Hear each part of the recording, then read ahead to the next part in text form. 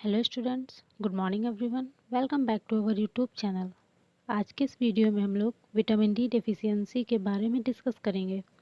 हम लोग देखेंगे कि कौन कौन सी ऐसी बीमारियां होती हैं जो कि विटामिन डी की कमी की वजह से हो जाती हैं। जब हमारे शरीर में विटामिन डी की मात्रा कम हो जाती है तो उस टाइम पे कौन कौन सी प्रॉब्लम हो सकती हैं।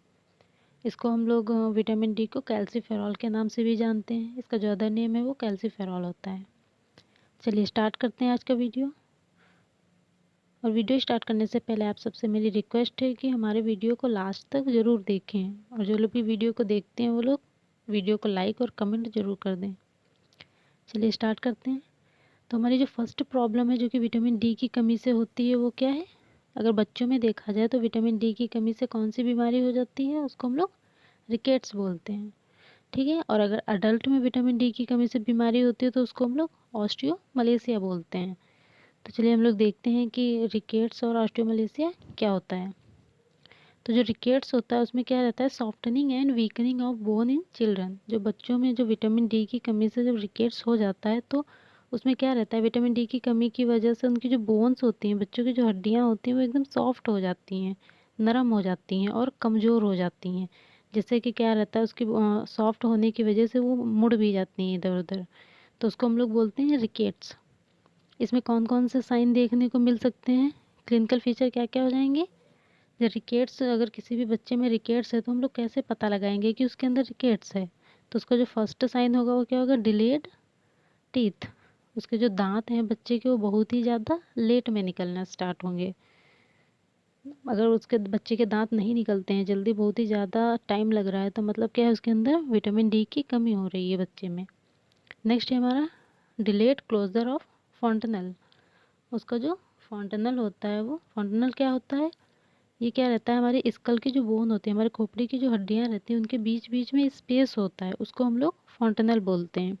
तो वो जो फॉन्टनल है वो जो नॉर्मली क्लोज हो जाना चाहिए, एक टाइम पे क्लोज हो जाता है, तो यहाँ पे क्या है, उसका डिले होगा, वो क्लोज नहीं हो पाता है जल्दी, बहुत ही लेट में क्लोज होगा।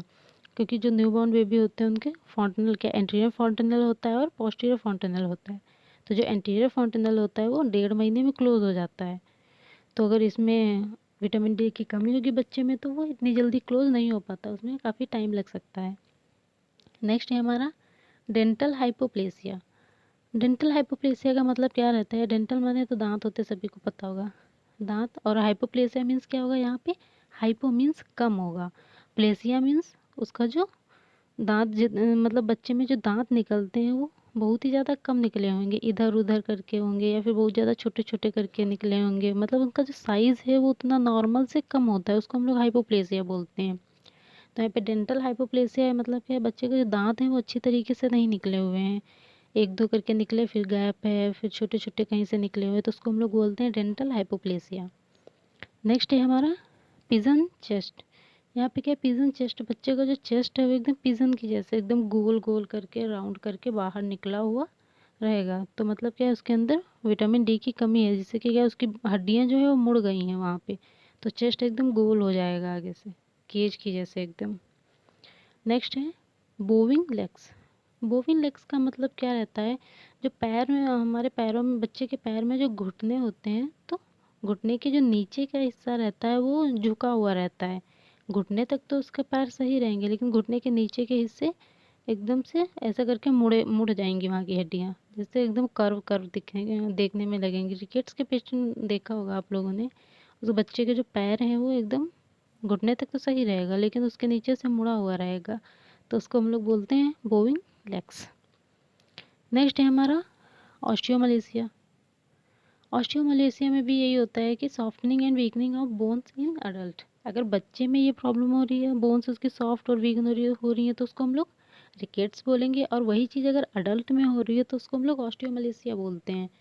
इसमें भी जो अडल्ट की जो बोन्स होती हैं वो एकदम सॉफ्ट और वीक, कमज़ोर हो जाती हैं।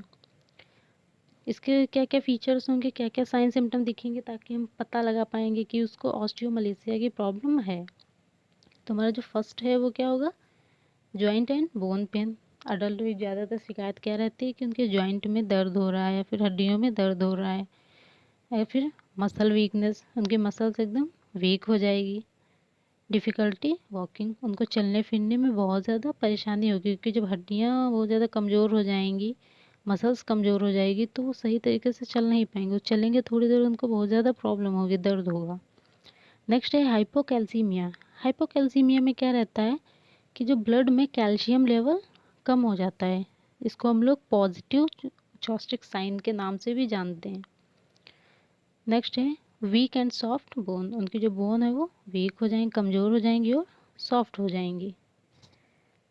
नेक्स्ट है इजी फ्रैक्चरिंग। और इस कंडीशन में क्या रहता है, अगर किसी भी अडल्ट को ऑस्टियोमलेशिया की प्रॉब्लम है तो उसको बहुत ही ज़्यादा चांसेस रहते हैं फ्रैक्चर होने के। ज़रा सा भी गिरा तुरंत उसकी बोन फ्रैक्चर हो जाएंगी, क्योंकि उसकी बोन्स बहुत ज़्यादा वीक हो चुकी होती हैं। नेक्स्ट है बेंडिंग ऑफ बोन, जिसकी वजह से क्या रहता है, कमजोरी की बोन्स कमज़ोर होने की वजह से उसकी बोन मुड़ भी सकती हैं। तो ये सारे साइन सिम्टम देखने को अगर मिल रहे हैं किसी पेशेंट में, दैट मीन्स उसको ऑस्टियोमलेशिया की प्रॉब्लम है। तो अब क्या इसका ट्रीटमेंट में हम लोग क्या दे देंगे उसकी, जो ताकि रिक्वायरमेंट पूरी हो सके, जिससे कि जो भी विटामिन डी की प्रॉब्लम है पेशेंट में वो ठीक हो सके। तो अगर अडल्ट की बात की जाए तो उसको हम लोग 100 इंटरनेशनल यूनिट प्रोवाइड कराएंगे पर डे। वो 100 इंटरनेशनल यूनिट विटामिन डी ले, ताकि उसकी जो भी प्रॉब्लम है वो सही हो सके। अगर इन्फेंट की बात की जाए तो 200 इंटरनेशनल यूनिट देंगे, तब जाके इन्फेंट की विटामिन डी की कमी पूरी हो पाएगी। और अगर चिल्ड्रन का देखा जाए तो चिल्ड्रन में कितना होगा, इसका भी 200 इंटरनेशनल यूनिट देंगे। और प्रेगनेंसी टाइम पे क्या रहता है, प्रेगनेंसी टाइम पे इसकी विटामिन डी की बहुत ज़्यादा नीड होती है, तो इसलिए हम लोग उसको 400 इंटरनेशनल यूनिट प्रोवाइड कराएंगे। ये सारे जो भी डेली रिक्वायरमेंट है ये आप लोग ध्यान से देखिएगा, क्योंकि एग्ज़ाम में इससे रिलेटेड क्वेश्चन आते हैं कि प्रेगनेंसी टाइम पे कितना प्रोवाइड कराएंगे विटामिन डी, बच्चों में कितना देंगे, अडल्ट में कितना देंगे, लैक्टेशन टाइम पे कितना देंगे, ये इससे रिलेटेड क्वेश्चन पूछे जाते हैं। नेक्स्ट है लैक्टेशन टाइम पे भी, क्योंकि वो ब्रेस्ट फीडिंग कराती है बच्चे को, तो इसलिए उस टाइम पे भी विटामिन डी की ज़्यादा मात्रा देंगे, 400 इंटरनेशनल यूनिट।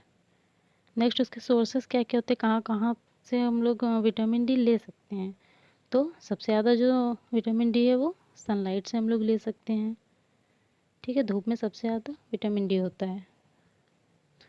मिल्क्स में, ठीक है, मिल्क से हम लोग ले सकते हैं विटामिन डी, या फिर एग यॉल्क, अंडे का जो येलो वाला पार्ट रहता है उससे ले सकते हैं, या फिर चीज़। इन सारी चीज़ों से बहुत ज़्यादा, इन सारी चीज़ों में बहुत ज़्यादा विटामिन डी की मात्रा पाई जाती है। आई होप आज का वीडियो आप सभी को समझ में आया होगा। Thank you for watching our video.